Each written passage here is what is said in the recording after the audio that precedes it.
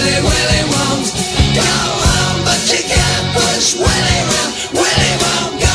Try telling everybody.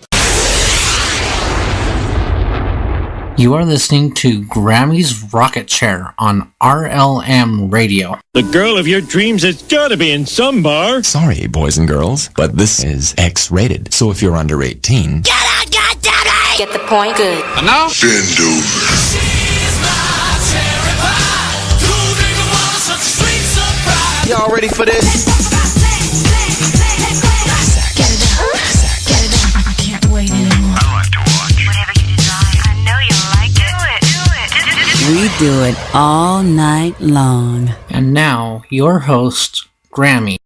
Hey there, hi there, ho there, everybody. And guess what? It is a Whack-A-Doodle Wednesday. And you know what? I almost didn't need to be retrained. Yep, this mature blonde I got going on actually kind of sort of worked for me today. Well, okay, that's my story and I'm sticking to it. So, hey, how's it going? It is a wacky Wednesday and it's been a while since I have been on the radio, like, oh, cripes, a week, actually. I've been slackering, although I do have to say that, yeah, I had things going on, and I got some more things coming up, so there's going to be a couple more times when I'm going to miss, but I'll tell you about that later. First off, I want to check and see who all is playing where. Over here on Twitter, thank you ever so much, Barman, for tweeting me. I truly do appreciate it. I have gained a few more stalkers again. Dang, I am an overachiever. That's all there is to it. Or maybe I'm a slacker. I haven't really decided yet. Over here in the Crush and Run Corner Pocket chat, I just see Talos and Grimmy are over here. And let me see. I just got a duck. Duck, duck, duck, duck, duck, duck, duck. Quack, quack, waddle, waddle, quack, quack, waddle, waddle. I'm going to go ahead and shut Twitter down real quick, too, because, yeah, I've already mined as much as I wish to mine off of that. Over here on Fakey Book, I see the lovely Mary B is over here. Hey, lady, how you doing? And people are sharing all kind of stuff, including a really weird crocheted Batman costume. Oh my God. Now, I like to crochet and I like to knit, but no, even I would not go there. Just, yeah, ooh, not cool. Over here in that Freedoms Network, that effing site, I see Grimmy is over here as well as yours truly, and it looks like Katie Troxel has been sharing some stuff, as well as Igwibike Megiddo. Is that how you say that? If it isn't, I buggered it up. I also see the lovely Estrella is sharing stuff over here. Hey, sweetie. Mystery surrounds metal towers popping up in tunnels and bridges. Ooh, that would be kind of creepy. But I'm not going to check it out just yet because it's a video. And I'm doing radio. Kind of, sort of. Radio. Okay, move along. And over here in the RLM chat, which is where you need to be if you want to give me static. Hey there, hi there. Ho, ho, ho there. I know it's not Christmas time yet, but, you know, got to get the ho, ho, ho and practicing. I see Barman right up top. Hey, Barman. How you doing, hun? Oh, excuse me, a little bit of a yawn. Oh, it's been a day. I've been training. Yeehaw. GM training is ever so thrilling, let me tell you. I also see Grimner is over here. Hey there, Grimmy. Thank you, hun, for sharing me over there on that Freedoms Network and all over Twitter and here and there and everywhere. Sound like Dr. Seuss, don't I? I also see the lovely Kate is here from the great state of Florida. I know it just doesn't sound the same as saying Texas, but, you know, we all got to have our little crosses to bear, and that's mine. I just got to say Florida, which I actually have an article about that in my pocket for later. I think Grimmy shared it over here in the RLM earlier. I also see Asmodeus Asmo is here, as well as BTC Bob. And looky there, Chalcedony is in the house, and the lovely Chloe is here. I'm here. Kinda, sorta, maybe, physically at least. We don't know about mentally yet. IB Don C is also here, as well as Java Doctor 2. And looky there, Jade Dread. Hey, Hansel. How you doing, hon? Hope you're having an absolutely splendiferous day. It is a wacky Wednesday. I see JJ's is here too. Hi, JJ's. How's things over in Scotland, cross pond? Just curious. I saw that you guys had some hurricanes and some hurricanes making up that direction. What the hell? I didn't know they lasted that long. Obviously they do. Especially if they get a little oomph from HARP. Yeah.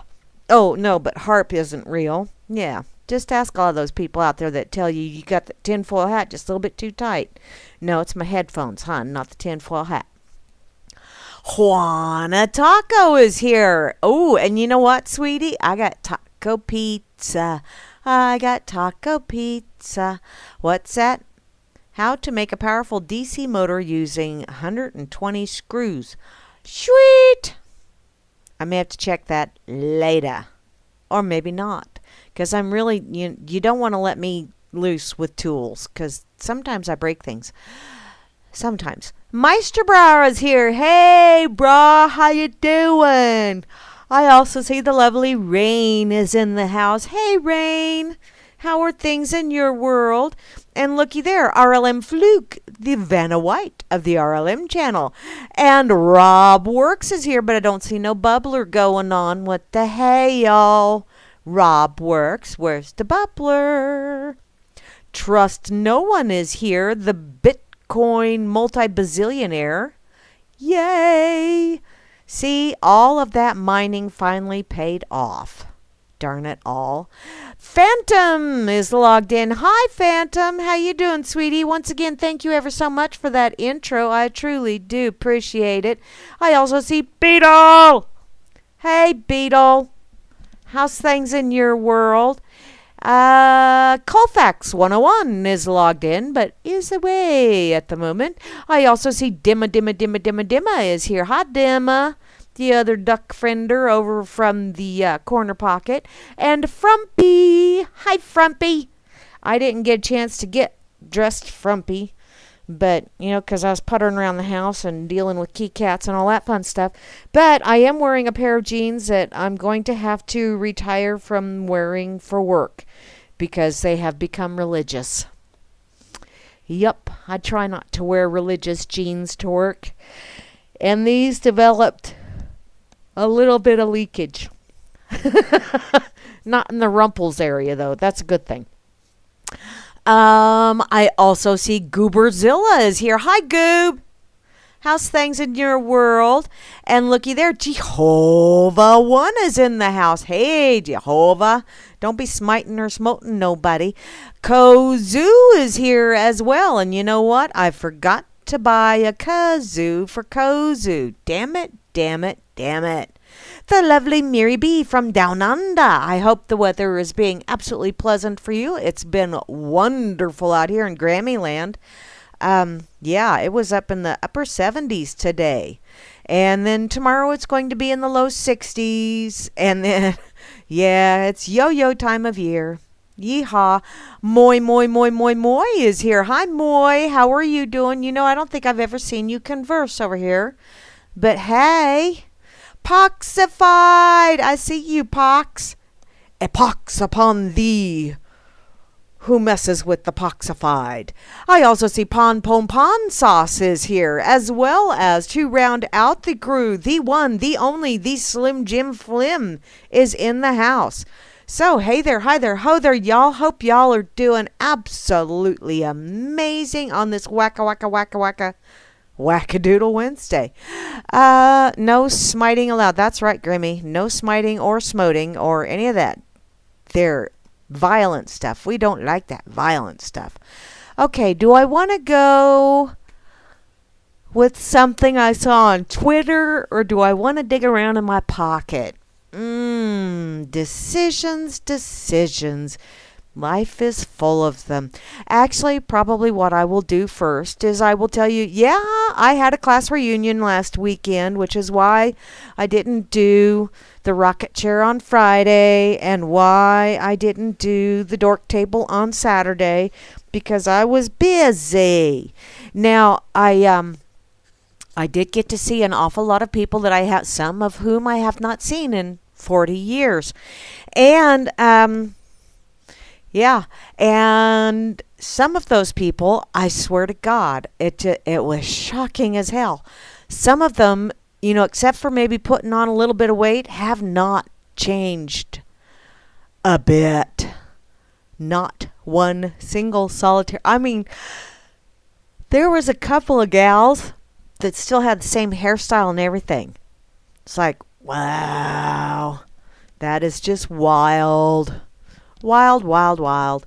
But, yeah, it was a lot of fun. And I got to be in a parade. I love a parade. And I got to be on a float in the parade. And I got to do some cheers, too. Well, nobody could, get their hand over my mouth fast enough. So I did a couple of cheers. And there were a couple of classmates that went, oh, my. Or former classmates, I should say. But yes, we did have a grand old time, and the supper on Saturday night was very scrumptious. And when I was not hanging out with former classmates, I was helping my mother do chores around the yard. So I got a workout, and I got to talk to people I haven't seen in forever. So it really was a good time had by all. Or I hope it was a good time had by all. There was an awful lot of people there that hadn't been to a class reunion yet. I've been to one. I went to my 10-year reunion and had to leave early because my father-in-law took a turn for the worse. But, yeah, it was cool. It was cool. And in a couple of weeks, I'm going to be going on another Grammy adventure, so I will be sneaking out of here. Oh, no smiting allowed. Well, thank you Poxified, you're smiting Grimmy?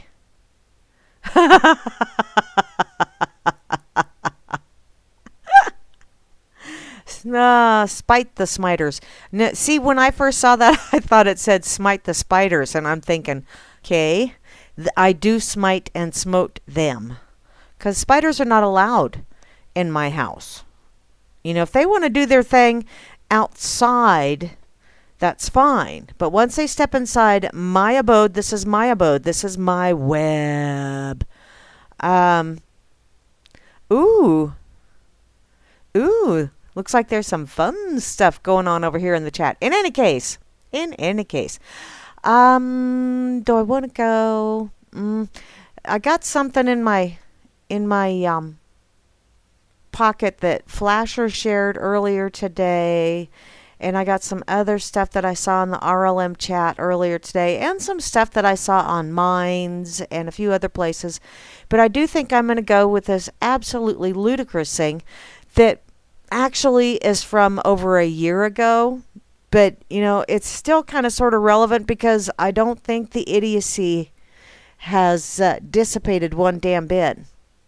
This is from the UK Mirror.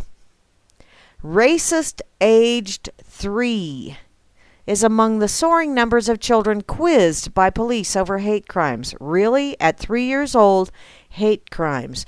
At 3 years old, I don't think they even know what hate really is yet. I mean, yes, they know anger, but I don't think they know hate. And how can you be accused of a hate crime if you don't even know what the hell that is?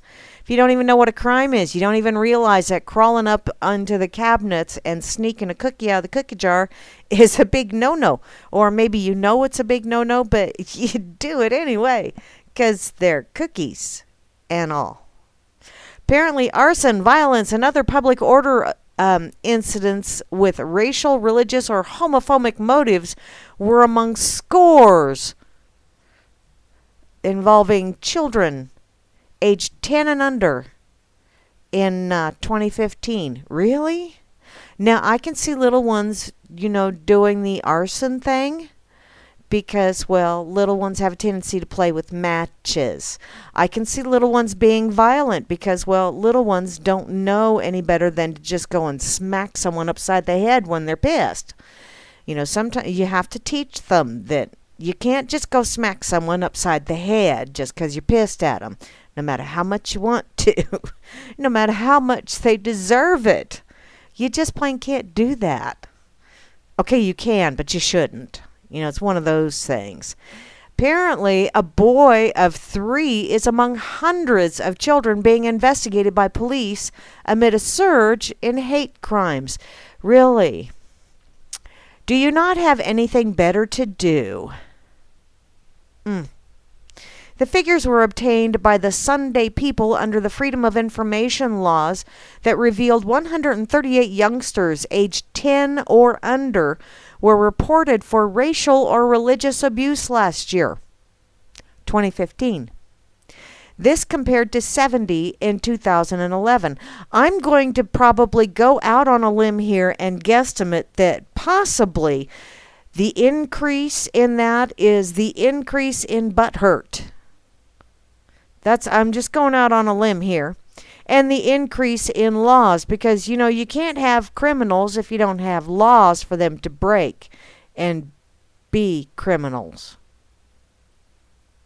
Among the cases were 2 girls, aged 6, who were accused of punching their victim in a racist attack. Now, I have seen some videos like that from YouTube where little ones are pummeling the crap out of someone who's got different pigmentation than their own, and they have an adult that's videotaping it with their phone and actually egging them on. Now, me, if I was there, I'm thinking whomever was running the phone would have to be drop kicked.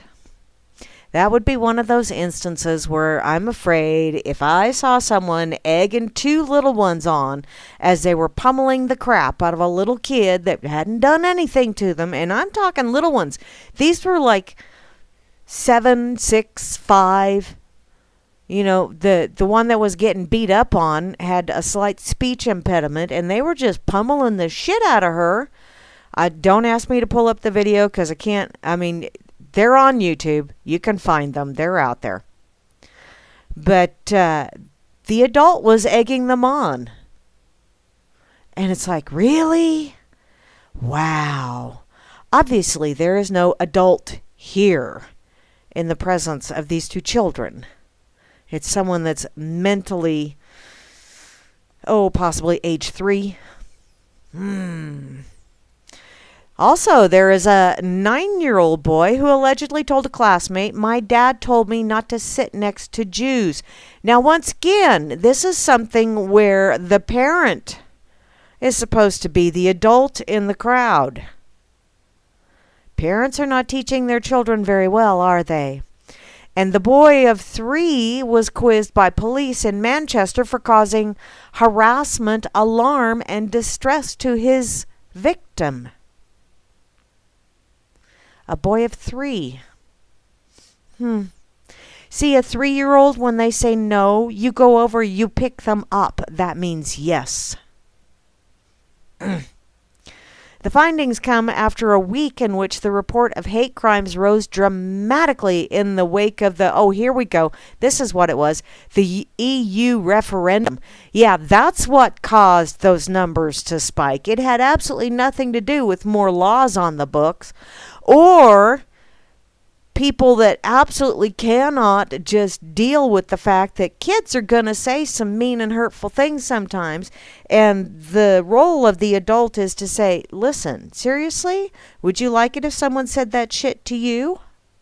Would you like it if I said that to you? Would you like it if I did what you just did to you? Those are the kind of things you need to do with children. Explain to them. Not this shit of my dad told me. Wow, Dad, good job there. Apparently there is shocking footage emerging of 3 youths that were shouting, "Go back to Africa," at a man on a Manchester tram. The suspects, aged 16, 18, and 20, were arrested. Okay, so they yell, "Go back to Africa," to someone 16, 18, and 20 years old. Now, yes, I think everybody else on that tram should have said, really? Seriously? That's the best you got? But being arrested for saying that? I'm thinking there's some serious butthurt going on here. Anti-racism charities say that it could only be because of parents warping children's minds and breeding an intolerant generation. Now that I will agree with. That line right there, I will agree with. Parents warping their children's mind and breeding an intolerant generation. And you know what? Parents are also raising a generation that does not know how to deal with struggle, strife, diversity, adversity, not getting a trophy even when you came in last, although it is kind of fun to get a trophy when you come in last. But does everybody really need a trophy? And instead of arresting these children and putting them through the system, how about you have a chit chat with the parents? And if the parents are clueless about this, how about you have a chit chat with the parents and say, you know, if you're clueless about the behavior your children are exhibiting, maybe you need to pay a little bit closer attention to your children. A former shadow police minister, Jack Dromey, said that the rise in acts of hate by children is truly shocking. It is truly shocking if those numbers are true and if children are truly being more hateful. But if those numbers are rising simply because of the way you reworded things and the way you are going after nonsensical things that used to be handled on a street corner or in a backyard,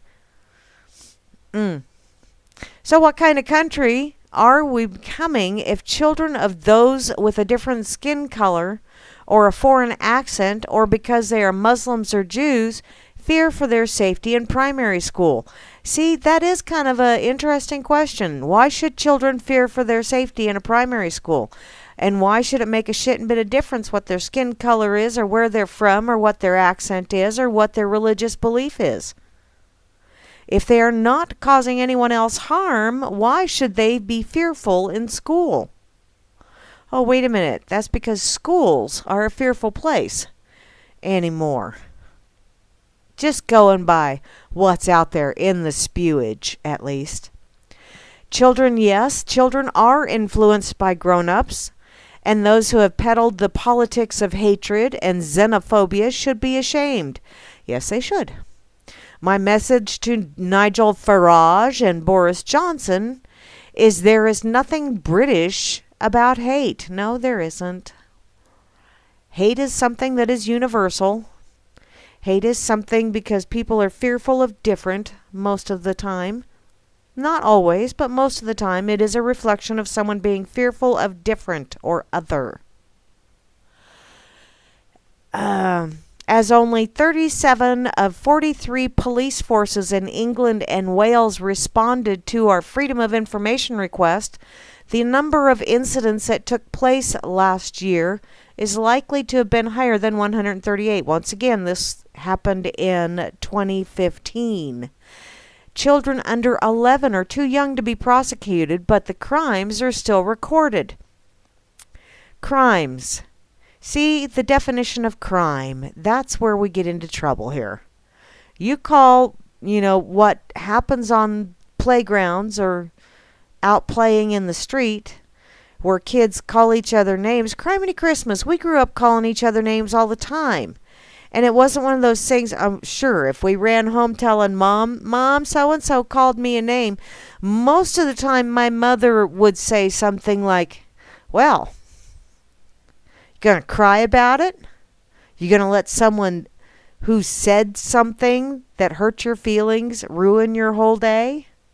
Or are you going to go back out there and play and show them that no matter what they say, it's not going to hurt your feelings? Because most of the time, that's the way my mom dealt with it. Most of the time, her way of dealing with things was, if there is no blood spurting and if there are no broken bones, I don't want to hear about it. That's the way most parents dealt with it. Learn to solve your own conflicts, children. And yet, now we're calling the police because, former police chief in the town where I work, when he was still police chief, I'd asked him, how things were, just, being conversational while he was bringing a vehicle in to get worked on. And he said that the rise in complaints about what someone said on Facebook is insane. And I thought, really? Really? What someone said on the internet is now being reported to the police. And it's not, it's not things like, I'm going to kill you or anything like that. It's, somebody saying something stupid, or having an argument with someone and they call each other names, like I see occasionally in the RLM chat. That whole thing of calling each other names, and you just want to go, wow, preschool is in session. And I just wonder, what the hell? I told him that what I thought he ought to do is just tell those people, well, if you want to fill out a complaint, it's going to cost you. I mean, if people want to be that stupid and go whining to the cops because somebody posted a meme on Facebook that hurt their feelings, really? Grow up. Grow up. This goes on to say that a spokesman for the charity Hope Not Hate said that both the children and the victims need support. See, and this is the problem. Right here. Their definition of support and my definition of support are two completely different things. My definition of support is, okay, you're going to have to go out there and you're going to have to deal with this, and you're going to have to figure out a way to deal with this to where nobody gets a bloody nose. Both of y'all. Or all of y'all. And if y'all want to say, oh man, Mother was really good, we'd get to fighting and stuff, she'd make us kneel in a corner. Usually nose to nose. And we couldn't make a sound. And for 15 minutes, we had to kneel there in that corner, nose to nose, no sounds. Tell you what, you kneel in a corner on a hardwood floor, nose to nose with the person you're pissed at, and you can't make a sound.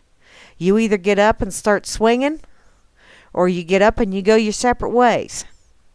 One of the two. Okay, I'm just going to share this because this is just asinine. And so I'm going to share it. Because it's asinine. Oh. Crazy ass.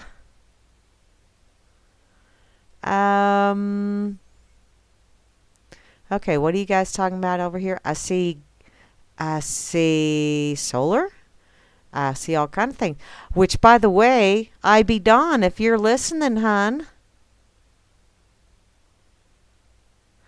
Yes, Grammy, what they know at 3 is mine, mine, mine, mine.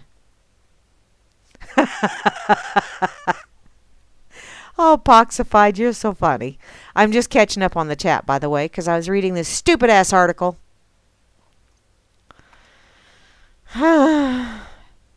And yet that's how desperate I am. Oh, and I let that get me all worked up. What the hell? The hell? Oh, see, I get so frustrated with the world because people just frickin' won't grow up. And I'd listened to a Brene Brown video the other day. And she is a professor that has done research on shame that society puts on people. And she was talking about when she had done a couple of seminars at other colleges and talking with the professors afterwards. And she said one of the biggest problems with the professors, and then later speaking with like Fortune 500 companies and, helping them with dealing with employees and all this other fun stuff, possibly team management kind of things and skills. And she said a lot of the problems that people are having is when these children, I'm going to say children because mentally they are, because parents haven't made them grow up, made them learn to deal with real life situations on their own. as opposed to going, Mommy. But the biggest problem that she's finding, hearing from corporate America and from the ivory towers of educraption, is professors and bosses saying that when the student or employee, these younger ones just entering the workforce, get a bad performance review or a bad grade, one of the first things they do is they call their parents, and they want their parents to either call the professor and talk them into giving them a better grade, or call their boss and do something to where they get a better performance review. And I think, wow, that is really sad. That is very sad. What is wrong with these people that they can't? And I'm going to place that blame squarely on the parents. Because parents, you need to teach your children that they need to deal with adversity from time to time. That is how they grow. That is how they get stronger. That's how they get more creative. When they have a failure or two under their belt, they learn how to, cripes, that's how I learned to not get caught when I snuck in. Because I got caught a couple of times. My youngest never learned to not get caught because she got caught every time because she just flat ass didn't learn from the last time, apparently. But that's okay, She quit sneaking out. So there was a plus side to that. But wow, that was a really sad testament for our society. That we have got a younger generation coming up that does not know how to deal with adversity. And that's pretty much reflected on a lot of those college campuses where they have their sit-ins, and they have to have their safe space. Really? Honey, your safe space is in your mind, and you create it there when you actually expand your horizons just a skosh and not learn to be tolerant, because tolerance is just condescension. In so many words, it's a socially accepted way of being condescending. I'm tolerating that, but you need to learn to deal with situations. You need to learn to work through them in an adult manner, in a manner that is not violent, and in a manner where you don't go and destroy someone else's shit. Antifa. I had a discussion with a young man today about that, as a matter of fact. He doesn't believe Antifa is a real thing. He thinks that's just something that was created by the corporate lame-ass propaganda system. Which, yeah, I couldn't disagree with him. I think they're all paid provocateurs, every damn one of them. They are people that are paid to go out there and stir shit and break things. Sad world, isn't it? Very sad commentary. And it's that way because people just flat ass don't step up to the plate and call them out on their bullshit. It's kind of like, all of this stuff going on in Hollywood right now with everybody coming forward about the sexual assaults and sexual abuse and sexual harassment and the whole Me Too thing that's going on lately. And although I understand, trust me, I understand more than a lot of people know that, that does go on. Casting couch is nothing new. Hi, Moosey. Welcome back, sweetheart. But the only way that you stop shit like this, the only way that you bring an end to the bullshit that's going on is to shine a light on those cockroaches. You've got people that are committing suicide because of the way they're traumatized. And listening to, I watched a video earlier today, or actually listened to some testimonials of people that were child actors that were basically casting couch victims. And they were quite literally victims. They started this shit when these children were 11 to 15. That's fucked in the head. Quite literally. And these monsters get away with it because people don't call them out. And the reason people don't call them out, and trust me, I understand this as well, is because they are carrying around that shame. See how we're getting back to that whole societal shame that Brene Brown has been studying for years? There's an awful lot of societal shame that's attached to the victim. What the fuck is wrong with people here? What the hell did an 11-year-old do to deserve that kind of bullshit? And where the hell are the adults that know what's going on and yet turn a blind eye? They are just as guilty as far as I'm concerned. Just as guilty. So, if you see something wrong, say something. Call them out. If you see someone misbehaving, call them out. I did that at bowling the other day. One of the ladies that I bowl with had her 3-year-old grandson with us. And he was getting rambunctious because he was getting tired. And you know how 3-year-olds are. When they get tired, they all of a sudden have this energy spurt and start getting into all kind of shit because they don't want to go to sleep. That's part of 3-year-olds. Just like the mine thing. And he was getting ready. He was running out on the lanes behind people. He was going to get hit. He was going to get hurt. So, when I saw him run out on the lanes, I went up and I grabbed him. He said no. I picked him up. That was yes. I carried him back to the table. I sat down with him and I explained to him, you need to stop. To which he got very sad, which yes, 3-year-olds are very good at doing that whole sad thing. And I told him, you're going to get hurt. You don't want to do that. You need to sit down. I don't want you getting hurt and I don't want someone else getting hurt. And after a while, he calmed down, but he quit running out on the lanes. Children need to be told that, and they need to be told such things at an early age. And parents and those around them, this is the one time I will agree with what Shitlery said, although it's not what she meant. It does take a village when it comes to little ones. If you see a little one doing something that they could get hurt doing, step up. If nothing else, pick them up and move them out of danger. If nothing else. Or say something to the parent. And if the parent gives you dagger glares or the parent yells at you, just look at the parent and say, hey, I wouldn't feel it necessary to step up and do something if you were doing your job. Parents, I'm not saying my kids were angels. There's a lot of shit I didn't tolerate, and that was one of those things. When they're 3 years old, they knew. By the time they were 5 years old, they definitely knew. And they also learned that they had to deal with adversity.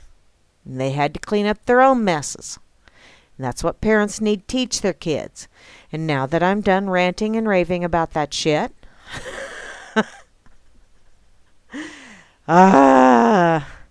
here we go with another it's for your own good thing. From theDailySignal.com.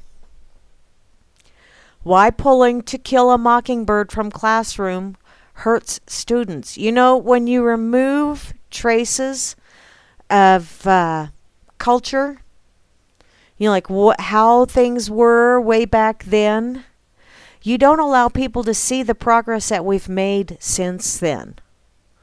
You know, when you pull Mark Twain books because they have Nigger Joe or Injun Jim or whatever the hell that is, ooh, that's taboo, you can't say those words. You pull books like that and you remove any chance of the current generation of learning just how far we've come since those days.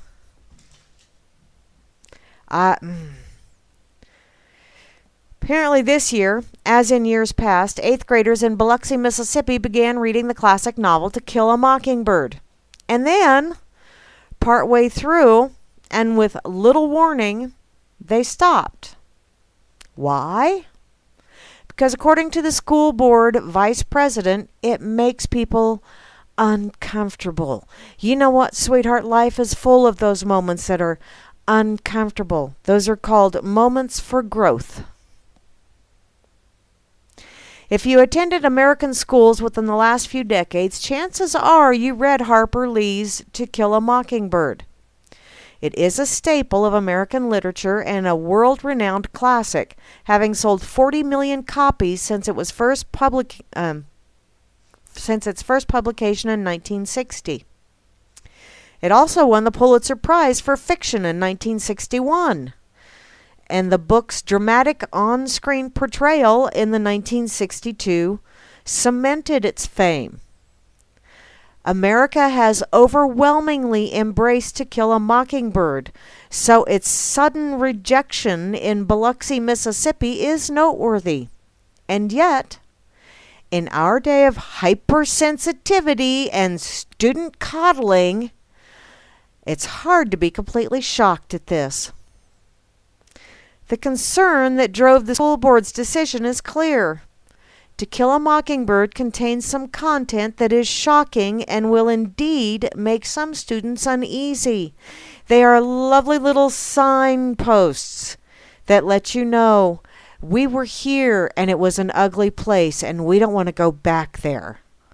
That's what it should stand for. Of course, this is by design. It was set in 1930s Alabama, and the book is replete with the use of the N-word and other racial epithets. The entire culture portrayed in the book is marked by prejudice toward, here we go, African Americans. Only in America do we have those hyphenizations. Have to hyphenate it, even if they're not from Africa. You know, I'm from Russia and then Germany. So am I a Russian German American? Oh, wait a minute. I also have Cherokee blood in my ancestry. So am I a Russian German Cherokee American? That's an awful lot of hyphens in there. Since the book is a social commentary on racism in the Jim Crow South, this is to be expected. Yet, this is what administrators in Biloxi want to shield their students from. Because we can teach the same lesson with other books. Really? Can you? Will it be that hard-hitting? Will it be that in your face? This is what the ugliness was like, and look at how far we've come. You know, the Virginia Slims commercial, you've come a long way, baby.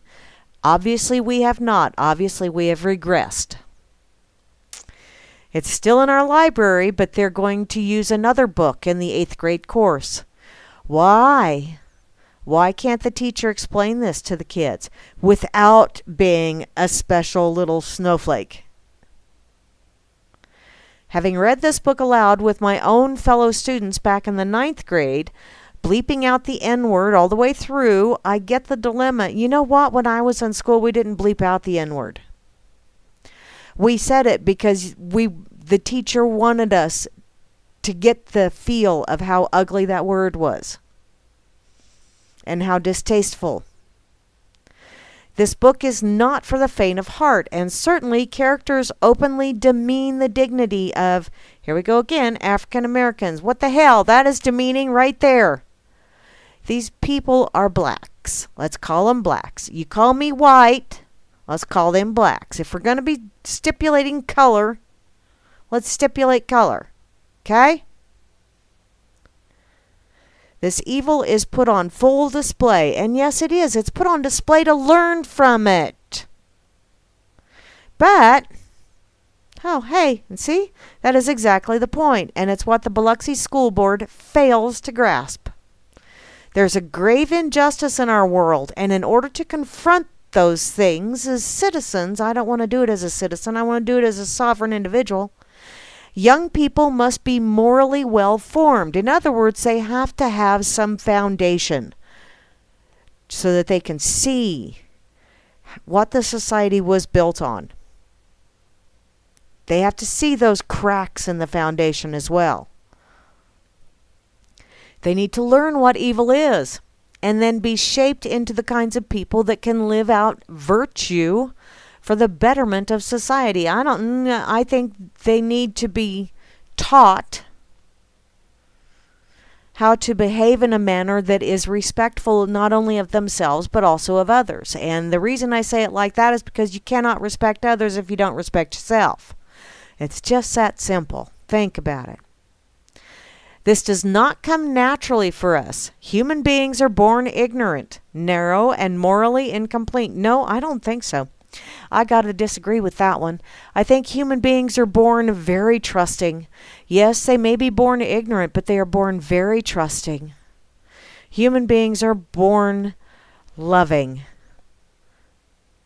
You know, human beings are born wanting to have that one-on-one communication and touch, you know, and to be able to trust. That's how human beings are born.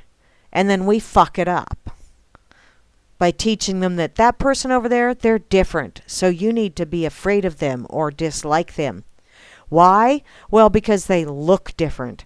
We all look different. Unless you're an identical twin. The whole purpose of education is to move young people out of their infantile state into moral and intellectual maturity. And it's a process of liberation. And yes, it is a process of liberation, and it's a process that it doesn't stick, doesn't sink in, unless they have to, God bless them, learn the hard way. You gotta struggle sometimes. I know it sucks, but sometimes you just flat-ass gotta struggle. But students will never reach the point of liberation if their teachers shield them from evil. Same with parents. If you do everything for them, they're not going to be able to do for themselves when you finally kick their asses out of the nest. Oh wait, you can't kick them out because they can't find a job, because special little snowflake can't get a job for 30 or 50 or 60,000 a year with their humanities degree or women's study degree. Would you like fries with that? Is obviously overqualified or underqualified. They are. It's sad. That's the kind of maturity embodied in Atticus Finch, a main protagonist in To Kill a Mockingbird. And this man stared evil in the face at great cost to himself and made a stand for justice, which is what you need to do. You need to show children by example, lead by example, that you do not tolerate this kind of behavior. So when you have children being harmed, you step up and you step in the way and you say, you shall not do that again. I will not allow it. You show those children that you do not tolerate that kind of behavior. The intentional harm that pedophiles do, that racists do, harm that is intended to be hurtful. Because, sometimes people say shit flippant. They're not intending to hurt someone's feelings. Or maybe they're intending to kind of do a little shock to the system, wake them up a little bit, but it's not necessarily to cut them to the quick. Trust me, if I wanted to cut you to the quick, I could. If our students can't even read lines from To Kill a Mockingbird, how do we expect them to grow up into the kinds of Atticus Finches we want serving our society? I don't want them serving our society. I want them to grow up to be Atticus Finches that call out the bullshit, but I don't want them serving society. I want them to be productive in whatever means they deem productive to themselves. I want them to be respectful. But kids don't learn that unless they see it. Children are little magpies. The great irony is that shielding their students from uncomfortable things, school administrators are not actually protecting them. They're consigning them to lives of moral weakness and mediocrity, and doing a disservice to society as a whole, which, yeah, they are. The other irony, of course, is that To Kill a Mockingbird, with its uncomfortable language, was a tremendous force for good in the 20th century. It played a role in moving public opinion toward a cause of civil rights. A similar dynamic was played out with Uncle Tom's Cabin, which contained even more severe scenes of brutality against blacks, as it says in this article, instead of the hyphenation. That book helped fuel the abolitionist movement in the 1850s. Were the readers of these books scandalized? Were their consciences marred beyond repair? Would they have been better off sticking to more polite literature? If America is a better place today because of abolition and civil rights movements, then we should rejoice these books that are widely read. And heaven forbid we should see ourselves somehow above them, because it's not that all it takes is one generation to backslide. Think about it. The task of educating is the task of... No, I don't like this citizen making. The task of educating is the task of realizing that everything you do is an example to someone else. And I will admit freely that I don't necessarily always set a good example. But I realize I am setting an example out there. If we wish to mold students, and I don't want to mold them into citizens, I want to mold them into sovereign individuals who have some kind of moral fiber to them. We need to lead them out of infancy and help them grow a thick skin and a large soul. And yeah, sometimes you just plain have to deal with uncomfortable, because life will give you uncomfortable moments, whether you wish them to or not. So,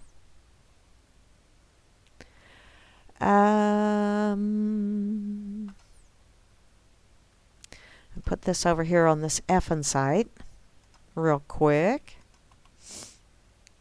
And then I'm going to go to another one. Wow, I just really pretty much am in the calling out the whiner wankers. I need a wambulance here tonight on this wacky Wednesday. All these people for your own good. Wow, do you not realize? Okay.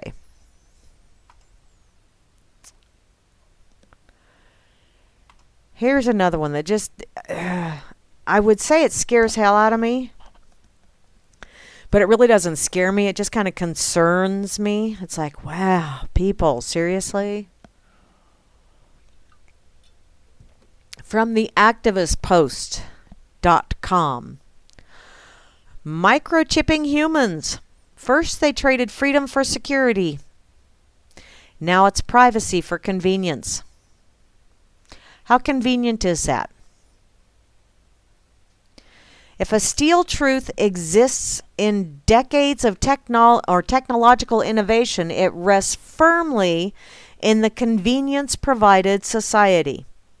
Indeed, while the mother of invention has long been named necessity, a prodigious marketplace bolstered iniquitously by acceptance of planned obsolescence ensured materialism had supplanted anything honorable as the true American way. Which, yes, this whole planned obsolescence bullshit. Your washing machine should only last 5 to 7 years.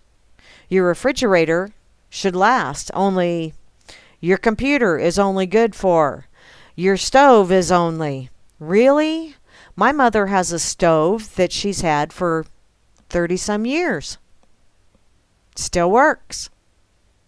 Don't make things like they used to, because you need to keep that materialism going. Ouch, kitty.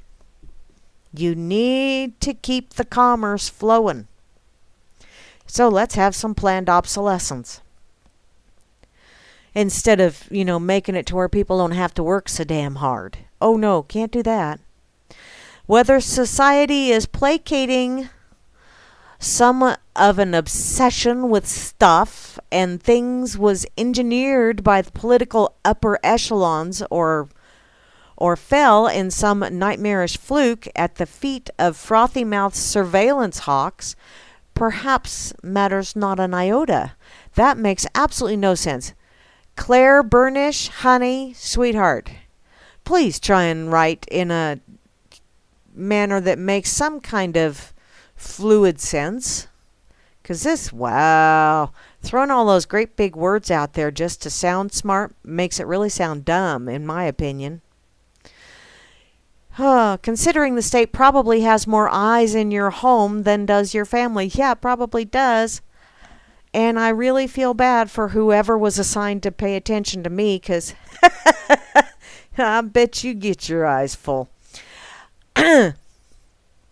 Yeah, they're implanting appliances, phones, electronics, homes, cars, kids' toys, and damn near any other object for domestic spying called gall. Or it takes gall. Yes, it does.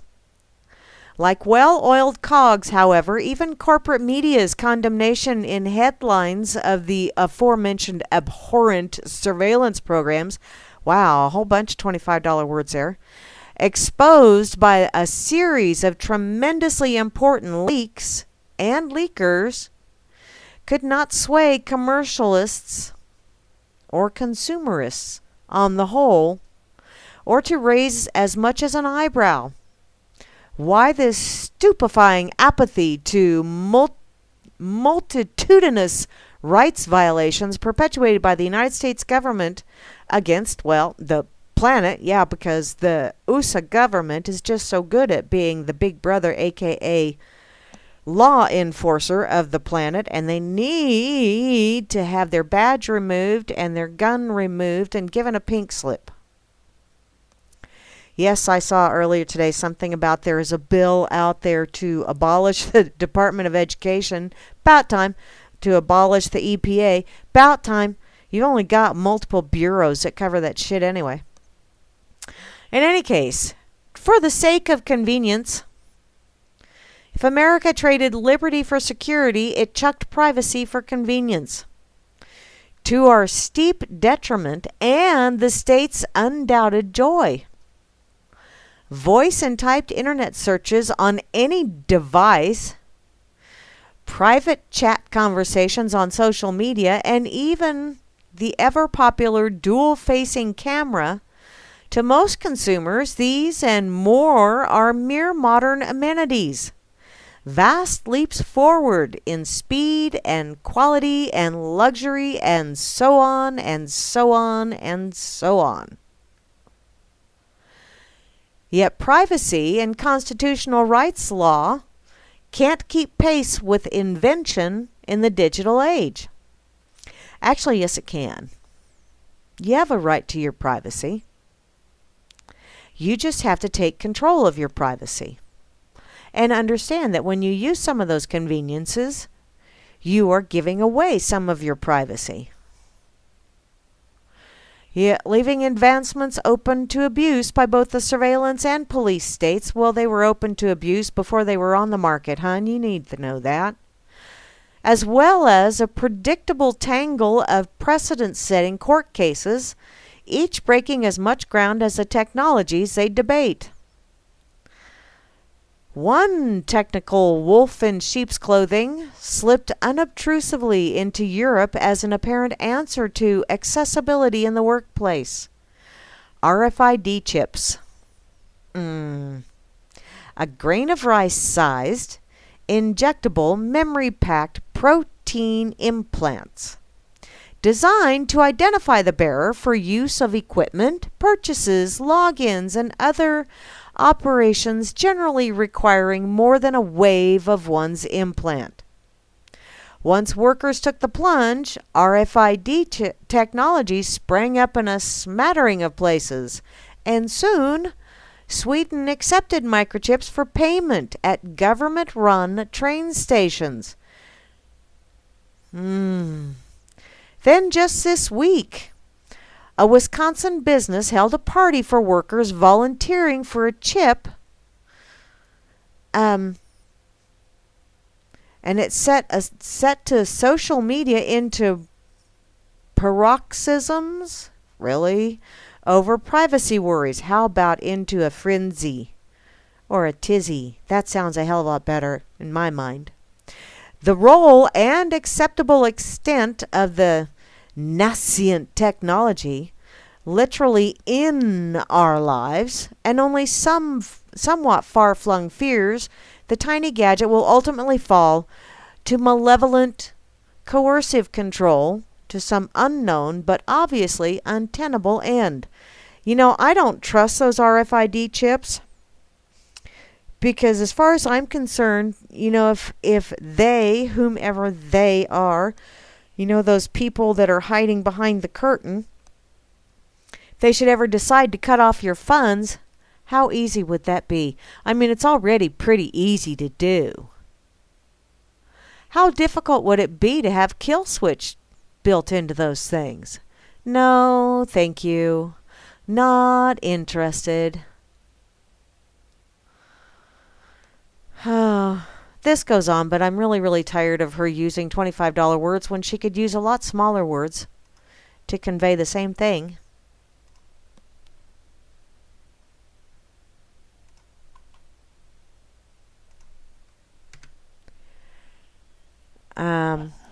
Yes, frumpy people will turn into killers over food. Yes, they will.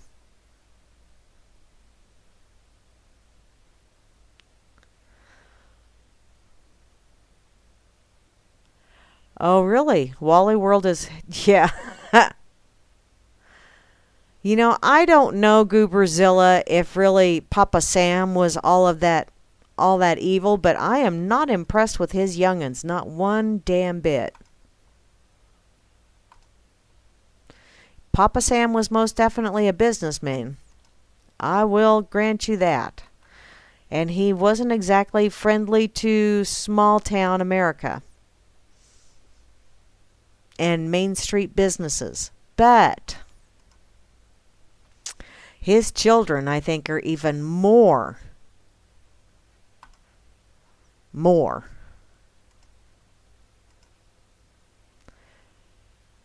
Okay, now that I shared that.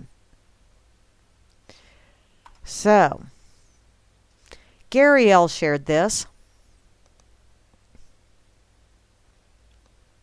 earlier today on the Effin site. It's climate realism against alarmism. And see, that's what they want you. They don't want you to be able to do any critical thinking. And I do remember, right underneath it, the little sub-headline is, A Realist Side of the Climate Debate.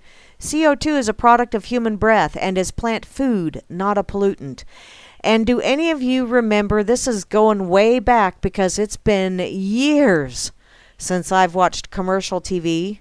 And it has been even longer since I've watched a Super Bowl, basically to watch the commercials because I always thought they were funny. I bored very easily with the prima donnas that, yes, it does take an awful lot of athletic ability, but damn, dude, you get paid an awful lot of money for that athletic ability. An awful lot of money. Or actually, you get paid a lot and then your leeches bleed an awful lot of it away from you. Because you do have to have managers and agents and publicists and this and that and lawyers and accountants and, yeah. People don't realize they don't get to keep that whole paycheck. They're lucky if they get to keep, a third of it. By the time Uncle Sugar is done and all of their hangers-on are done picking at that carcass. In any case... You wouldn't believe who's behind the battle for the net. And where I was going with that was, do you remember the GE commercial? And, that's pretty much when I realized GE is a bunch of ass munches and I'm not going to pay any attention to them. But do you remember the GE commercial where it had the tree that was picking up its bark and uprooting itself and walking closer to a house that used light bulbs that emitted less CO2. Now, the implication was that the house was more green, more nature friendly. Until, science steps in. Even the modicum that I know or remember from science from high school. Plants breathe CO2. Obviously, that tree was suicidal if it walked closer to something that was emitting less CO2. It was trying to smother itself. Duh. Oh well. The main organization behind the malicious smear campaign that fraudulently uses the phrase net neutrality is Free Press. It's a revolutionary Marxist group. Oh, wait, hey. Charles W. McChesney, a founder of Free Press, sounds like Lenin. From his 2014 article, Sharp Left Turn for the Media Reform Movement, in subsequent years, the U.S. media reform movement blossomed, led primarily by a group of I co-founded Free Press. Yes. Hi, Chloe. I see you, sweetie. On a number of major issues, Free Press led the charge in Washington, D.C. The thinking behind the group and the movement was to have one foot in the battles of the day as they were being fought in the Capitol, while having another foot doing organizing in the field, with the idea of expanding popular awareness and involvement in the movement. We realize that for most people, the range of media policy outcomes then continents in Washington seemed abstract or inconsequential, and we needed to capture their imagination with bold and radical proposals. The strategy was to create an army of structural media reform, which, okay, so far I don't have a problem with media reform, because right now the media, and once again the young man I had a discussion with earlier today, his sister went into journalism and actually worked for a local television station and quit after a little over a year because she was tired of being handed a script and being told, you will not cover this story, you will not cover that story, but you will cover this story. Also, you will cover it in a way that we tell you, and you will not vary from the script that we give you. Yeah, kind of scary. So I do think there needs to be a structural media reform. Maybe that's not what they're going after, though. The internet has become, if not the dominant force in modern capitalism. 3 of the 4 most valuable publicly traded corporations in the United States are internet-related firms, and the management of all 3 are on his side. Who is LG? And whose side? Robert's side? So what that means is that these internet giants control the outcomes of all policy debates that affect them. Which increasingly covers most issues of fundamental importance like taxation, regulation, labor, and consumer rights and trade. And if they win, he might win. So who is he? Is this Robert? They cheat by using the U.S. forces from all over the globe. But if they win, he is wrong again, certainly by a large margin. My bet is made. I hold short position in all 3 of them, Google, Amazon, and Facebook. Wow. Well,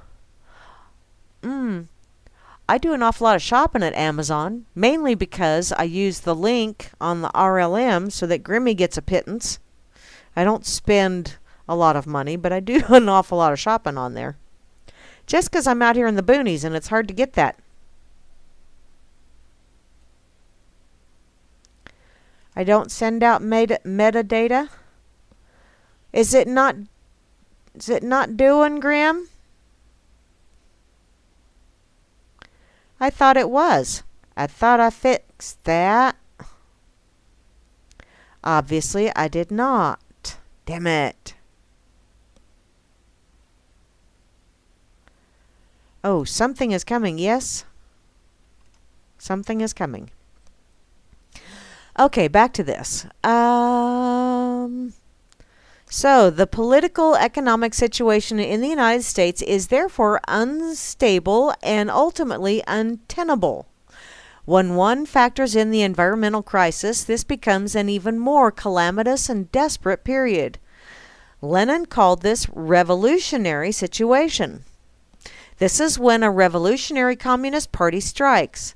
And Lenin also pronounced that the seizing of communication means is one of the first tasks of revolution.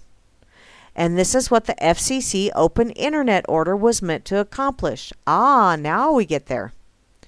The third proposal, treat journalism like a public good. Yeah, right.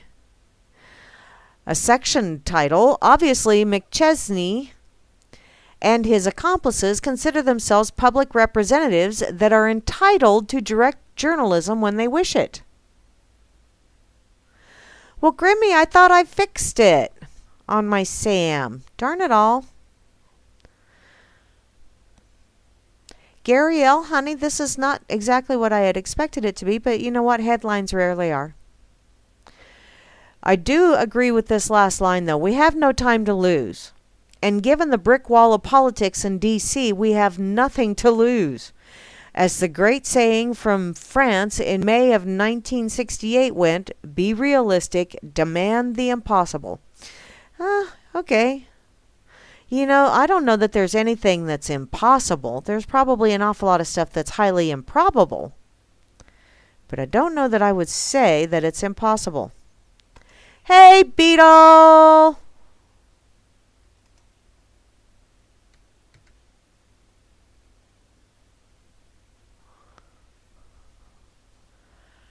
Okay.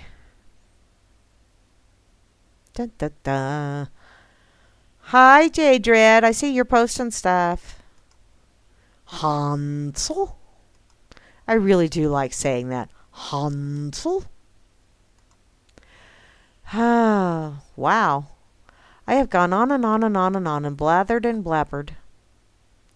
And really haven't done anything fun. I need to do something fun. I'm tired of all of this stuff. Thank you, Gary L.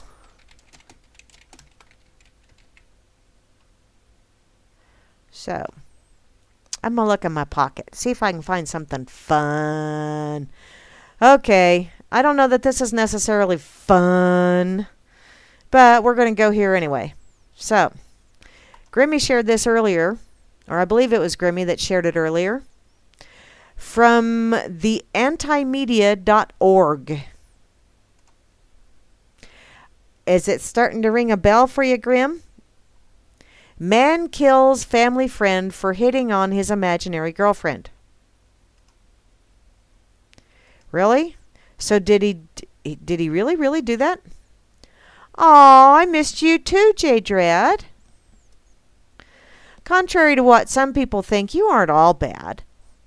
I do find you quite educational, as a matter of fact. In any case, a Florida man is dead after killing a family friend for hitting on his imaginary girlfriend. Okay. A 30-year-old Brian DeSario fatally shot David Armstrong, 56, on Thursday, according to the Pasco County Sheriff. DeSario, who had a history of mental illness, killed his mother's friend because he believed he was hitting on his girlfriend. A woman the police say doesn't exist. Well, you know what? There's an awful lot of guys out there that have these girlfriends that, you know, they're internet girlfriends. And, sweetie, that's a picture of Cindy Crawford.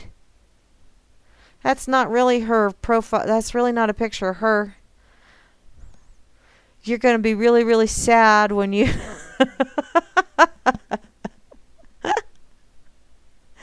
Oh, well. Yeah, just because it's on the internet doesn't mean it's true. So, after law enforcement arrived at the scene, a firefight broke out between Desario and the officers, which caused a local elementary school to go on lockdown. Once deputies pulled back from the exchange and negotiations failed to draw the gunman from the home, a robot was sent into the property. Upon entering the home, deputies discovered Desario's dead body. The exact cause of his death has not been disclosed to the public at this time. Yeah, I'll bet we could all pretty much figure it out, though. Investigators say that Desario had a stockpile of arms and ammo in his possession, and the incident is still currently under investigation. I want to know what that stockpile of arms and ammo is, because what you guys call a stockpile and what I call a stockpile might be two completely different things. And if his arms was like, air pistols and his ammo was BBs or pellets and CO2, what are those things called? The cartridges. Yeah, those CO2 cartridges that help do your air rifle or whatever. Yeah, that could also be considered arms and ammo. So I'm curious. I'm curious. It's sad that there are two men that are gone now because of an imaginary woman. Don, do not create your weird science, girlfriend, please. I don't want your Mary drop kicking you.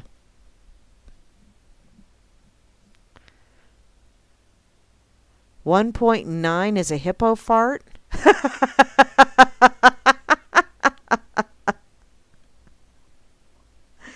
Oh my goodness. What's that? Okay. Y'all are being crazy.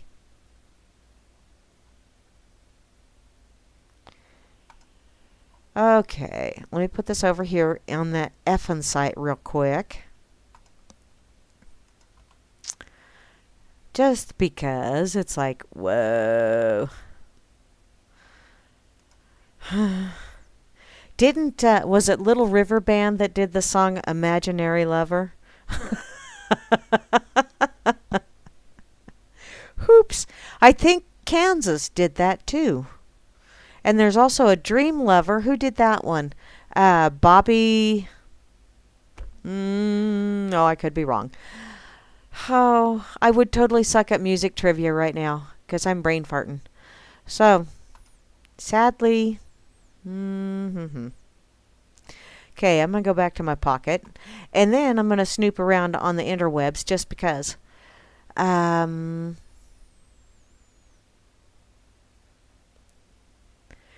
Okay, I'm just going to tell you what I got in my pocket.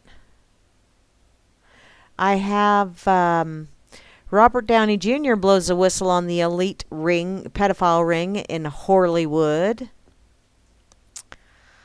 White crime, but who's white? Yeah, it's devil's in the details.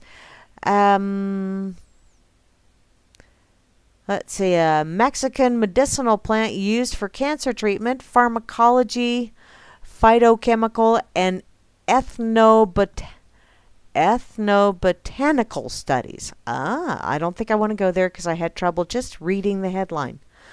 Petition calls on Trumpelstiltskin administration to free Amish farmer from prison who was set up by the FDA over false pretenses. Like that's ever going to happen, peeps. It's not going to happen. Here's another one. I may as well go there, seeing as how it's also from that wonderful state that the lovely Kate moved to. And I do believe Grammy shared this one as well. It's from RT.com. Sex brings down kingdoms. A massive prostitution sting results in 277 arrests. A week-long undercover operation by cops in Polk County, Florida, which targeted human traffickers and online prostitution, ended with 277 arrests. Among those caught were doctors, teachers, police officers, and a serving colonel in the U.S. Marine Corps. Now see, and that's only a week long. Imagine if they actually tried to do something. Had something that lasted a little bit longer than a week. Damn. This sting operation, dubbed Operation No Tricks, No Treats, ran from October 10th to October 16th. And of the 277, 51 of the arrests were for those who advertise as prostitutes online. 209 were of those who solicited undercover detectives who posted ads posing as prostitutes. 17 other arrests were made of those who derive proceeds from prostitution or other offenses. In other words, the pimps. Yes, Frumpy, it's Florida again. Because, sometimes they just overachieve, and I haven't been there for a while. We are committed to fighting human trafficking, which that is good. Human trafficking is bullshit, and it needs to come to an end. I don't know if it ever will with the current consciousness level that humanity is at, but it would be nice to.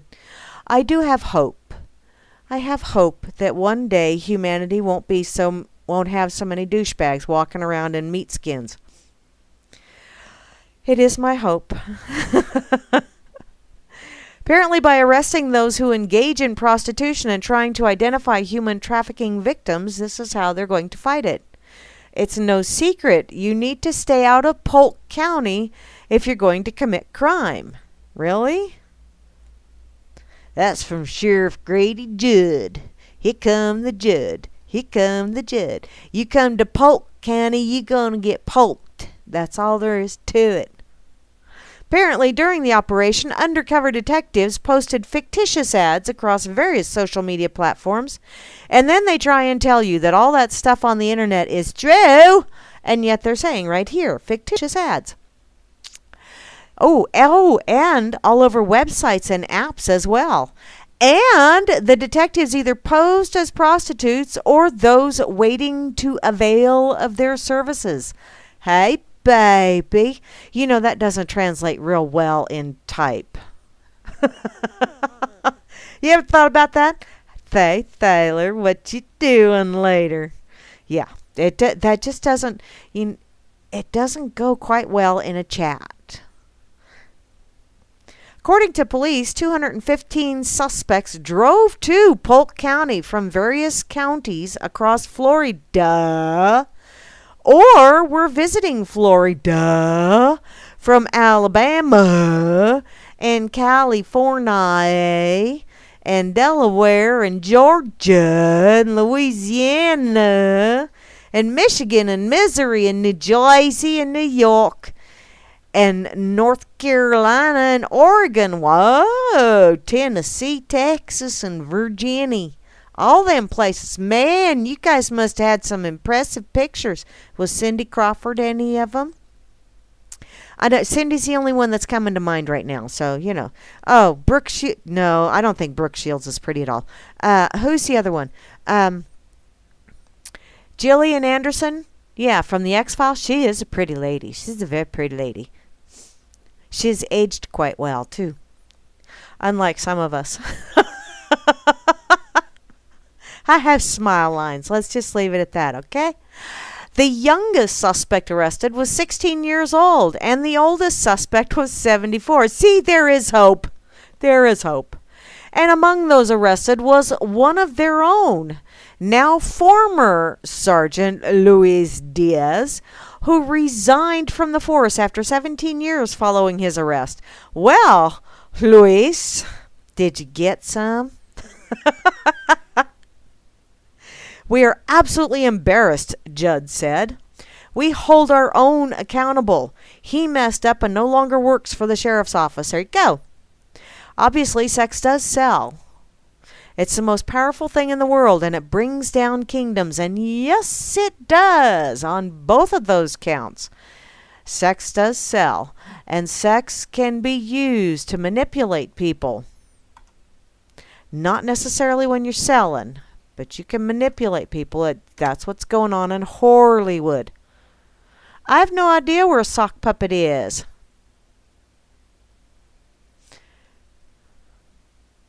Is he getting harped? That damn harp shit is just Mm. Mm-mm-mm.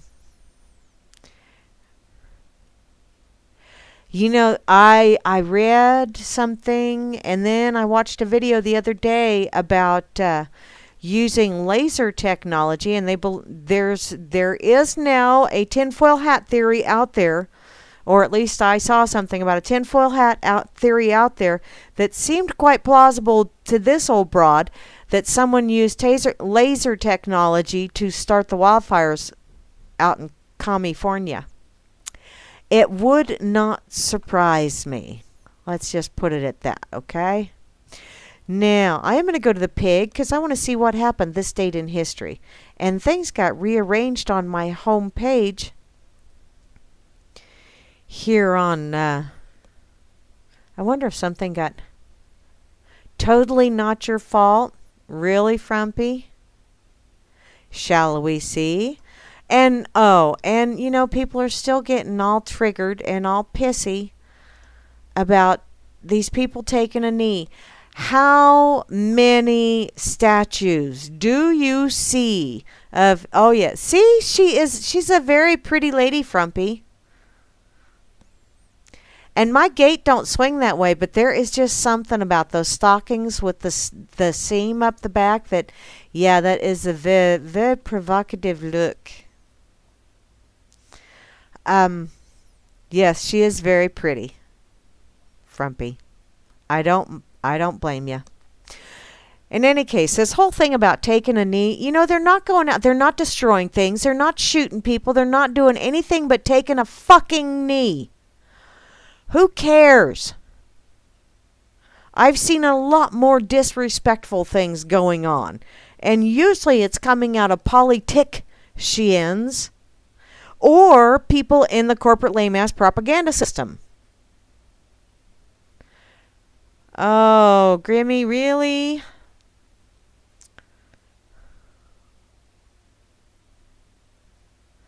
Oh, good Lord. Oh, that's just really wrong, Grim. Wow. He obviously was... So they're saying he rubbed feces on his face, or was he just shit-faced in the courtroom? I mean, there is a difference. I'll get to that here in a minute. I want to check out the pig. Which, according to the pig, the word of the day... Hey, the word of the day is actually a word. It's tobacco. Tobacco. It's a legal substance that is often subsidized while it's growing, egregiously taxed when it's sold, and its final form and ultimately criminalized when it's used by a sovereign individual. Yeah, so they don't want you to quit smoking because, number one, it culls the herd, according to them. No, it's not really healthy for you, but still. So they don't want you to quit smoking because, well, lung cancer and shit. Pay no attention to all the other shit in the air and all the other people that are dying of lung cancer and have never taken a puff in their lives. That's beside the point. And, you know, they generate all kinds of revenue and taxes from it. So please purchase that product. Go out there and buy, but don't you dare use it. Don't you use it in public.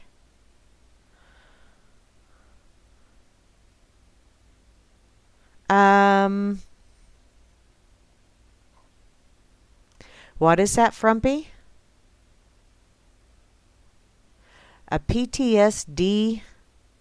Oh! I saw something about that earlier today, Frumpy, and yeah, and I know quite a few people that are dealing with PTSD, and one of them is my adopted daughter, and damn it all. Why are we sending children off to fight in these wars? Stop it. Stop it, stop it, stop it. These children are seeing things that no one should see ever in their whole life, and they've got to live the rest of their lives with those images in their mind. Stop it, stop it, stop it. You want to support our troops? Talk them out of going into the military, number one. Number two, when they do get back, after their eyes are opened, Don't spit on them. Help them deal with what they went through. Spitting on them doesn't do a damn bit of good. We've already got entirely too many service people that are coming back and offing themselves because they just flat ass have a hard time dealing with what they saw. Things that no one should ever see. So if you want to support your troops, support them in a way that helps them. Whether it's keeping them out of the battle or helping them deal with what they saw in battle. Or the repercussions physically and mentally of their time over there. In the quotable quotes section, the difference between men and women is that if given the choice between saving the life of an infant or catching a fly ball, a woman will automatically choose to save the infant without even considering if there's a man on base. That is true, Dave Barry. I would catch the child. I wouldn't give a shit. So what if he slides into first base? You know what? What the hell? Okay, so apparently 40 funny American football quotes. Shall we check those out? I think we shall. I want some funny. Number 1, nobody in football should be called a genius. A genius is a guy like Norman Einstein. Oh, that's from Joe Theismann. Yeah. Whew. It is better to be thought an idiot than to open your mouth and remove all doubt. Joe. Wow.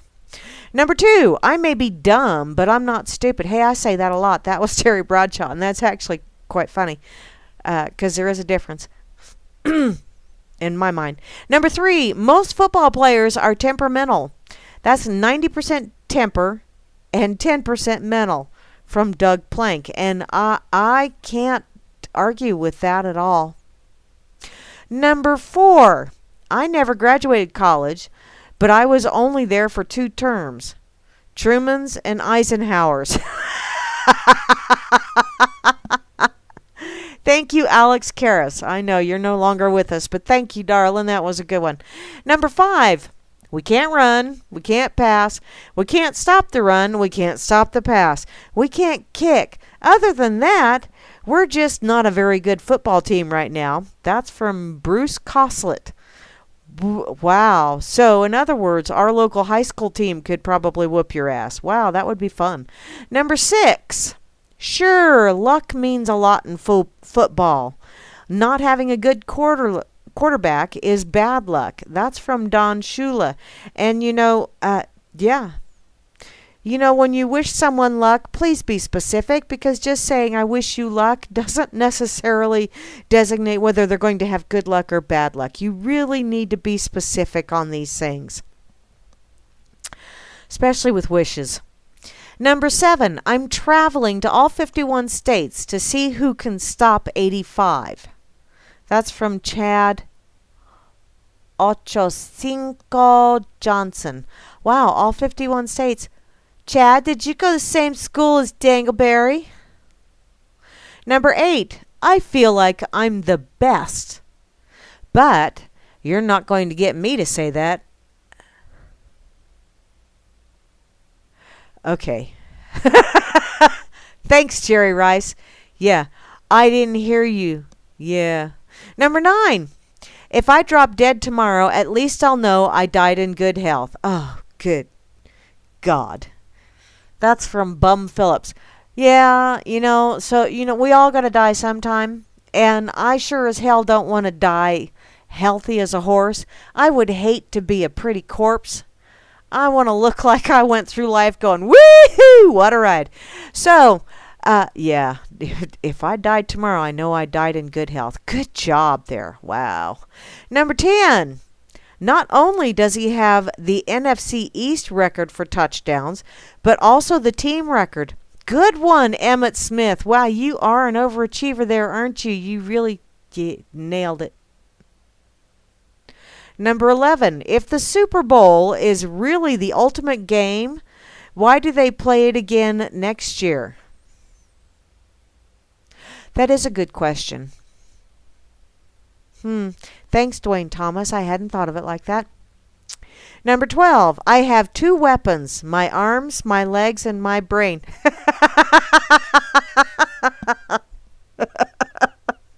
You get a pick among those 5. Which 2 are his weapons? Thanks, Michael Vick. Obviously, it's not your brain. Whew. Number 13. We're going to start with the injury report. Obviously. Manning, Clark, Adai, Reggie Wayne, Freeney, Mathis, Brackett, all those guys will not play. Oh, hold up. That was my wish list for Santa Claus. Oh, thanks, Rex Ryan. Okay, wow. You're weird. Number 14. It isn't like I came down from Mount Sinai with the tabloids. Oh, excuse me. Yeah, it's all in reading it properly, Grams. You totally fucked that one up. With the tabloids. Thanks, Ron Meyer, for that one. Your baloney has a first name. Number 15. Hey, the offensive linemen are the biggest guys on the field. They're bigger than everybody else. And that's what makes them the biggest guys on the field. A little bit redundant there, don't you think, John Madden? Pete and repeat, we're sitting on a bench. Number 16. Tell Ray to put the eyeliner, the lipstick, and the high heels away. I'm not saying he's a cross-dresser. That's just what I heard. All right, Shannon Sharp. As a dig goes, that's not a real good one. Number 17. It's like my ex-wife. 21 different personalities and 7 of them hated me.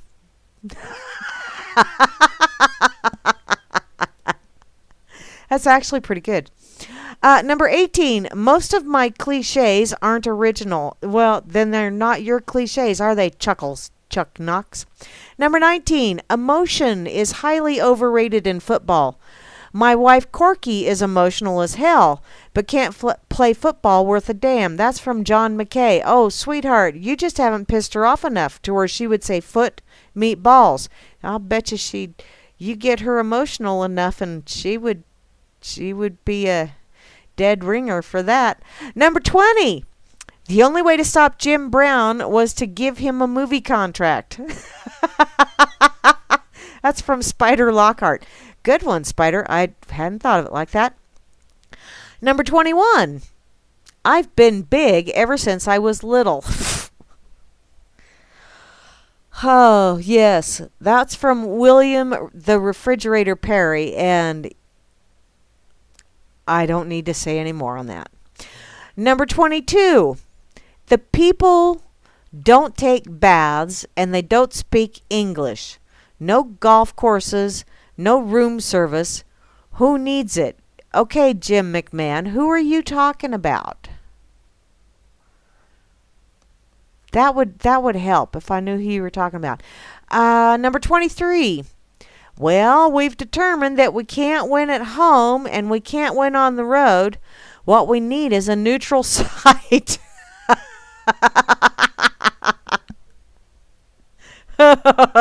Well, we're not playing at home, we're not playing away, so I guess we're not playing, are we? Obviously, you guys never showed up for a game. Number 24, you guys line up alphabetically by height. Let that sink in a minute. That's from Bill Peterson. Let that sink in a minute. Number 25, Julian Dix is everywhere. It's like they've got 11 dicks on the field.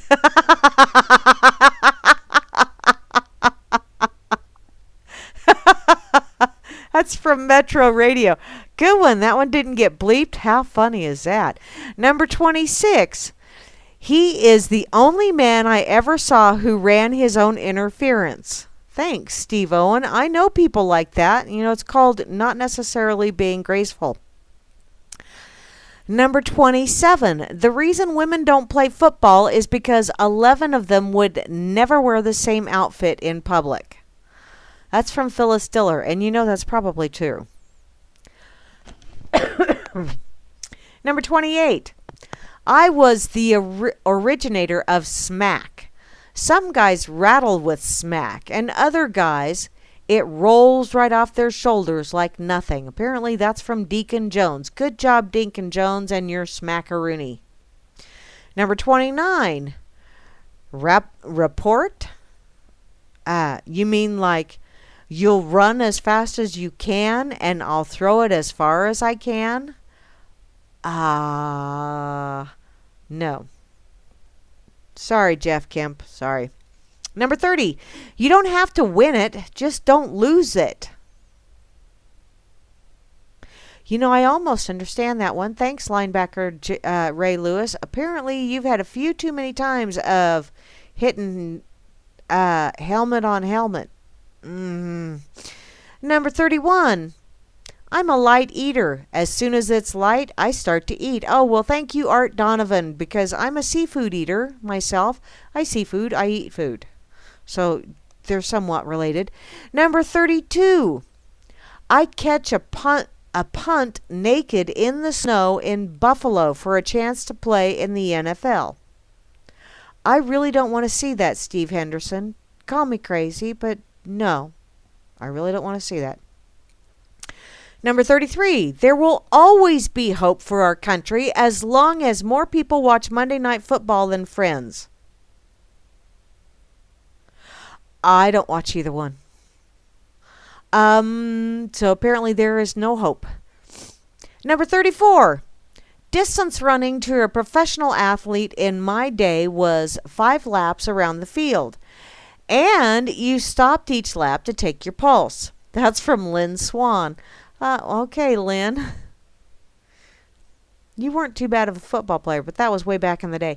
Number 35, Detroit's so bad this year, they might lose their bye week. And that is from Dennis Miller. And you know, I've seen teams from back in the day when I used to watch that were so bad that they would lose their bye week. And I really can't laugh at that too awful much because when I used to bowl, I'm just subbing this year, but when I used to bowl on a team, and we had an odd number of teams, there was always one team that got to bowl just by themselves. And basically, they had to bowl at least better than 10 pins under their average. And there were times where we lost to ourselves. So, yeah, I can understand that. Number 36, we're as clean as any team. We wash our hands before we hit anybody. Thank you, Nate Newton. Do you really? I don't want to know where you wash your hands. Number 37. I had pro offers from the Detroit Lions and the Green Bay Packers, who were pretty hard up for linemen in those days. If I had gone into professional football, the name Jerry Ford might have been a household word today. That was from President Gerald Ford, and I do remember that he played football in college. I remember seeing some of those pictures, or at least that was the story that I saw. Whether it's true or not, I wasn't alive to see it. Number 38. People say I'll be drafted in the first round, maybe even higher. Oh, Craig Haywood. Honey, did you have someone do your homework all through college? Just curious. Number 39. I'm a firm believer that all sports will eventually be global. Someday we may have a quarterback from China named Yao Fling.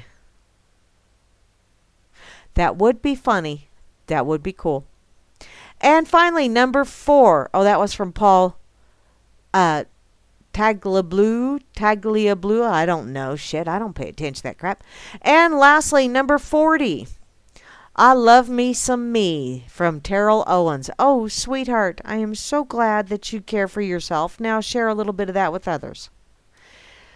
So, now you're already holding a great account of funny American football quotes. The above 40 quotes are all collected from the internet in one place for your ease. These quotes are really the assets of American football and will live always among us. It reminds us about the people who made these comments, but remember, we have tried to collect only 40 of them according to their popularity. And yeah, I'm sure there's a lot more out there that are just as Brilliant. So,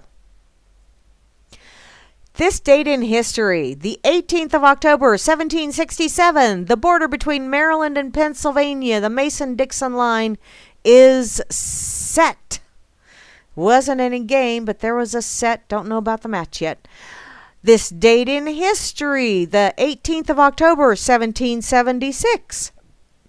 I'll bet you didn't know that today is the day that a bar patron coined the term cocktail in a New York adult beverage emporium decorated with a bird tail. Ah, I did not know that. Thank you ever so much.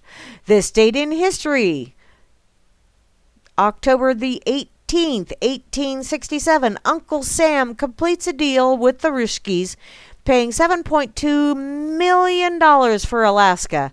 Rushki still grumbling after finding out what's under all that ice and snow.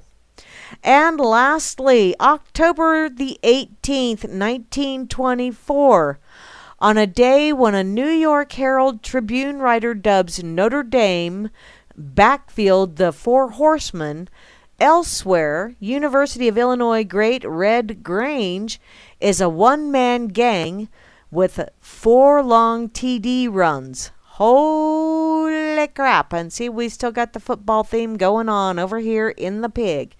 There is lots more that you can read over here on the Pig. Come on over and check it out.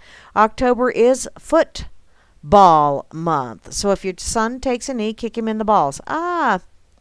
Sweetie, I really don't mind them taking a knee. I really don't.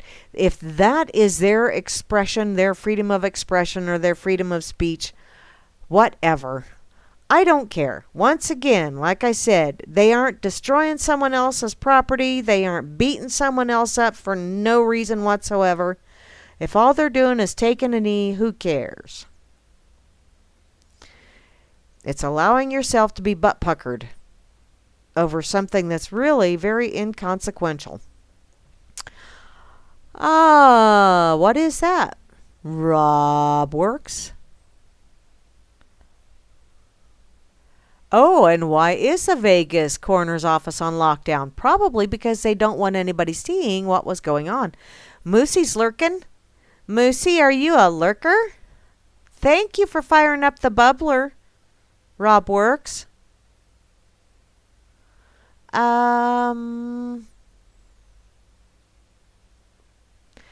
Okay, there's a secret Swiss bunker where the ultra-rich hide their bitcoins. Man, I didn't know that there was a special place to hide your cybernetic coinage. You know, that digital currency that's only on the cyber web thing.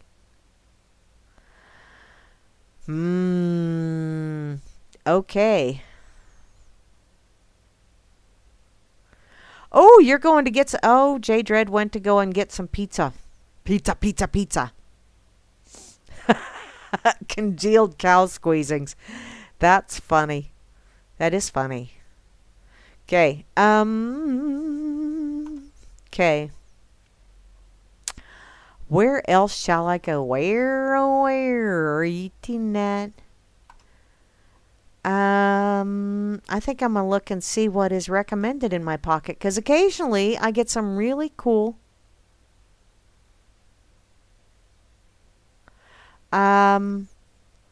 your husband's... Okay. Now I got to warn you right here now. Oh man. Okay, I can't decide. So there's on rd.com, sorry, but your husband's most disgusting habit is helping you live longer. That one really grabbed at me until I saw what exactly does a product manager do all day anyway, which, yeah, that is an inquiring minds kind of thing.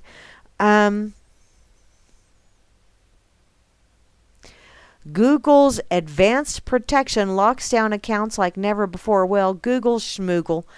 Thanks to the biggest discovery of the year, we finally know where all the elements of the periodic table... What? That's from QZ.com. Nope, not really interested in that.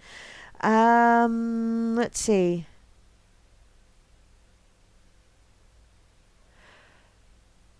where do I go? Nearly every country on earth is named after one of 4 things. Okay, I got to see what this one is. I only have a few minutes left, so let's see. What 4 things are they named after? According to their research, a majority of country names fall into just 4 categories: a directional description of the country, a feature of the land, a tribe name, or an important person, most likely a man. Yeah, that's usually the way it works. Most likely a man. And you know, okay, that's kind of cool, and I'm going to go ahead and share that one. But I think that just triggered a memory that I have. Yes, Jimmy Kimmel admits he's a phony who lies for a living. Why does that not surprise me? Most people that do that shit lie for a living. I'm going to go back to my pocket because there was something that I stuck in there the other day. This is from redlead.com. And I think I do have time to, it's from October 12th of this year. Lilith, Adam's true wife, was not Eve. And here's the proof. Now, I know you're all sitting there going, here we go, Bible shit. But really, seriously, pay attention to this.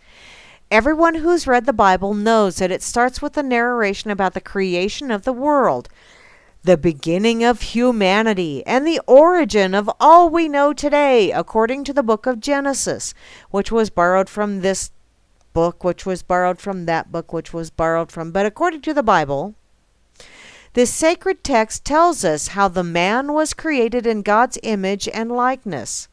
Then, upon realizing he was alone, God decided to create a company for him, which I think they meant to say companion, for him, using his rib to create a woman named Eve. However, there's a part in the story that not many people are aware of.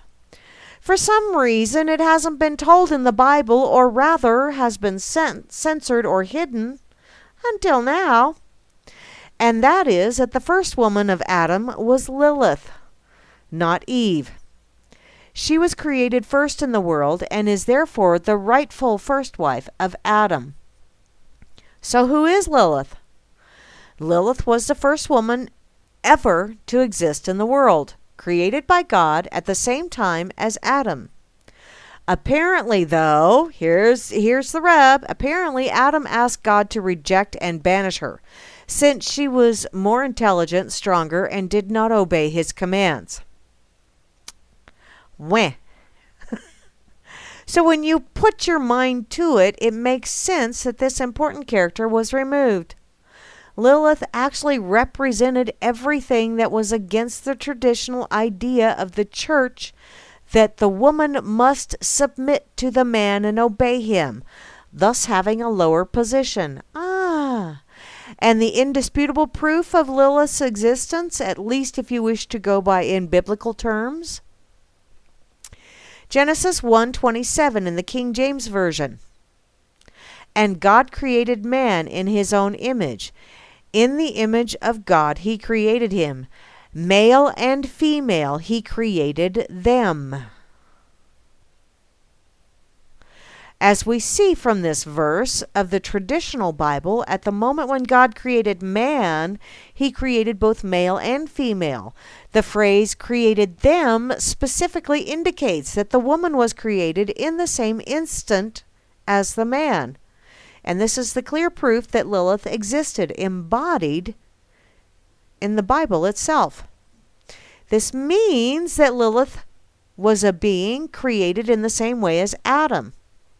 Of course, she had female reproductive organs that women today have, but in general, there were two equal human beings with the same strengths, character, and faculties brought to existence with the same dust. But the apocryphal texts that were allegedly censored by the Catholic Church attest that Lilith was quite a firm and intelligent woman who sometimes seemed to be superior to Adam. On the other hand, Adam had a dominant character and a lot of carnal desires. In their intimate moments, Lilith wanted that not only Adam be on her, but she could also be on him during the act. However, Adam firmly refused, which sparked a conflict between the two. Eventually, Lilith was separated from Adam and banished by God at the request of Adam. Yeah, and there is a narrative that follows on this, but I am just about out of time, so I'm going to just share this and let y'all peruse it yourself. And yeah, so Adam was a whiner, Adam was a wanker, and he didn't like Lilith being on top. Well, what the hell's the deal? I don't know if... Okay, granted, I have very limited experience in this, but I have yet to meet a male member of the species that did not like having the female on top occasionally. So what the hell was wrong with Adam? Maybe Adam was the weak link, and God should have, done something with him instead of banishing Lilith. Oh well. In any case, y'all been listening to Grammy's Rocket Chair here on RealLibertyMedia.com, Channel 3. Also on the RLMRadio.xyz site, the RLM Spreaker channel, the RLM TuneIn radio station, and the RLM Internet radio station. And later to be on the RLM YouTube channel. Thank you, one and all, for listening in and putting up with my ramblings and ravings this evening. Hopefully by Friday I will be back in the swing of things and, actually be kind of sort of presentable for once in my... Oh, hell, don't hold your breath. Ain't gonna happen. In any case, I will be back Friday for the Freaker Friday edition of Grammy's Rocket Chair. But until then, y'all have an absolutely splendiferous rest of your Whack-A-Doodle Wednesday or your Thumpalicious Thursday if you're Mary B. or someone else across the international date line. And yes, Eve cavorted with snakes, but when you read farther into that article, Grimmy, you find out that Lilith was hanging out with some real demons. So, yeah, both of those women were just shameless hussies. And we'll discuss